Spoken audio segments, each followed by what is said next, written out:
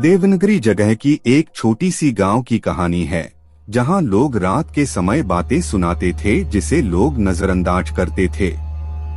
गांव में एक भूतिया जगह थी जिसे बर्फ की रात कहा जाता था।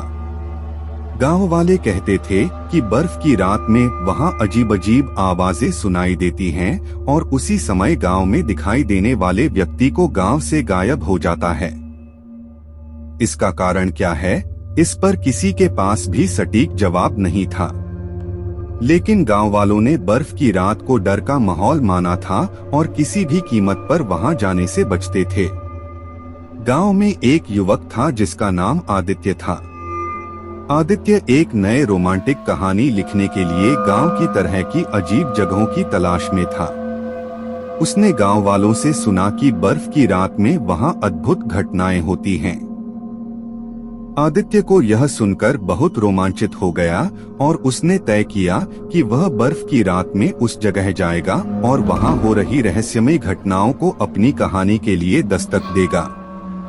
बर्फ की रात आ गई और आदित्य ने अपना सामान लेकर रात के समय वहां जाने का निर्णय किया। गांव वाले उसे रोकने की कोशिश करते हुए भी उसने अपना रास्ता बनाते हुए बर्फ की रात की ओर बढ़ा। वहां पहुंचकर उसने महसूस किया कि हवा ठंडी और ताजगी भरी हुई है। आदित्य ने अपने साथ एक फ्लैशलाइट लिया और धीरे धीरे चलने लगा। बर्फ की चादर में छिपे हुए दृश्यों ने उसे विचलित कर दिया। वह सुनसान रात में बर्फ के साथ चमकती हुई पेड़ पौधों की छाया में चल रहा था। एक मोहरा बजने लगा और अचानक से हवा में एक अजीब सी गूंज चली।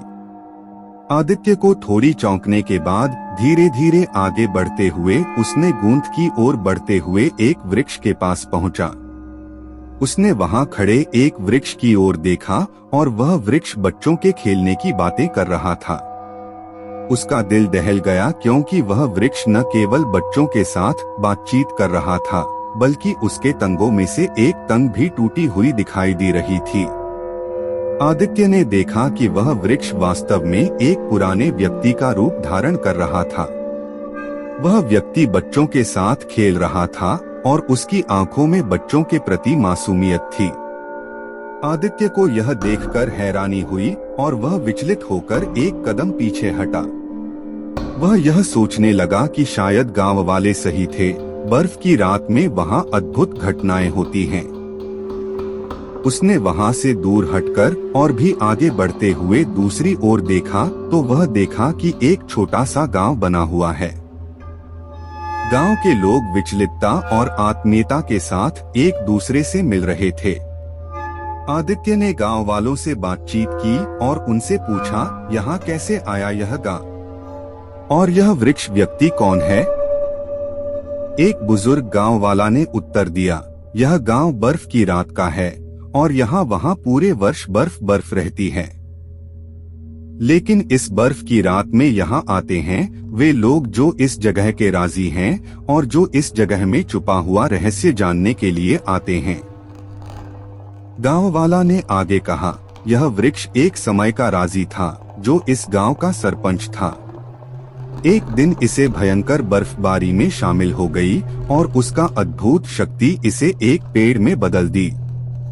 लेकिन उसका मन और भी हमेशा से इस गांव में रहता है। गांव वाला ने फिर कहा, इस गांव का रहस्य यह है कि इस बर्फ की रात में वहां आते हैं वह लोग जो पूरे मन से इस जगह के साथ हैं और जो इस जगह के अद्भुतीय दुनिया को देखना चाहते हैं। आदित्य ने गांव वालों की बातें सुनकर बहुत हैरान होकर उनसे विदा लिया और अपने गांव की तरफ लौटा। उसने गांव वालों से कहा, अगले साल से मैं भी इस गांव का हिस्सा बनना चाहता हूँ।